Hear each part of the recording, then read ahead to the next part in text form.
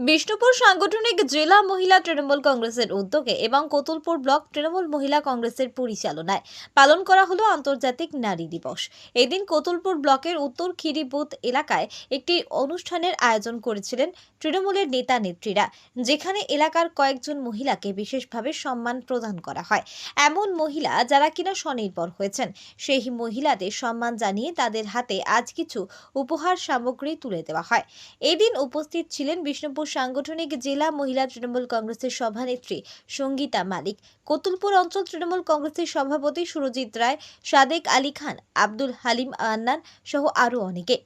আন্তর্জাতিক নারী দিবসের এই দিনের অনুষ্ঠান থেকে সভানেত্রী সঙ্গীতা মালিক বলেন, বাংলার বুকে মহিলারা যেভাবে স্বাধীন হয়েছে, পুরুষের সাথে নারীরা যেভাবে সমান তালে তাল মিলিয়ে প্রতিষ্ঠিত হয়েছে, সামাজিক, অর্থনৈতিক এবং রাজনৈতিক এই তিনটি ক্ষেত্রে নারীরা আজ প্রতিষ্ঠিত।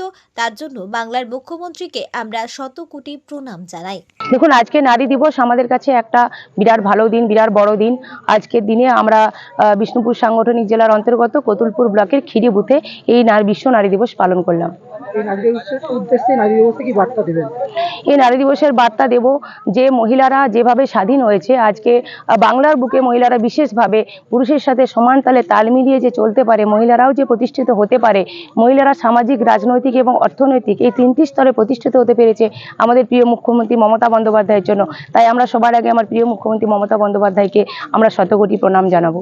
শুধু মুখ্যমন্ত্রীকে প্রণাম জানানোই নয়, আজ আন্তর্জাতিক নারী দিবসের এই অনুষ্ঠান থেকে বাংলার সকল মহিলাকে তৃণমূল কংগ্রেসের ভোট দেওয়ার বার্তা দিয়েছেন সঙ্গীতা মালিক। কারণ হিসেবে তিনি বলেন, দেবী দুর্গা যেভাবে অসুর কুলকে বধ করে দেবতাদেরকে স্বর্গে প্রতিষ্ঠিত করেছিলেন, ঠিক সেভাবে বাংলার নারীদেরকেও এখন অসুর নিধন করতে হবে এবং অসুরদের সরকারকে নিধন করতে হবে।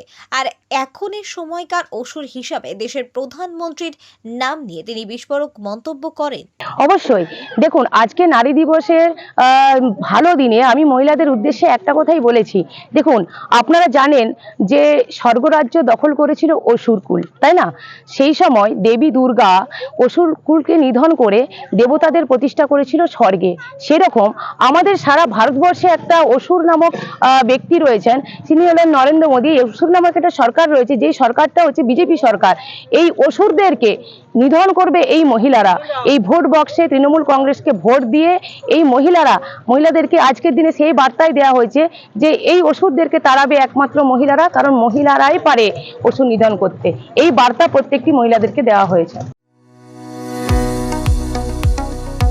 কোতুলপুরে সর্বপ্রথম এমআরআই পরিষেবা যুক্ত 110 বেডের মাল্টি স্পেশালিটি হসপিটাল হল মেডিকেয়ার জেনারেল হসপিটাল।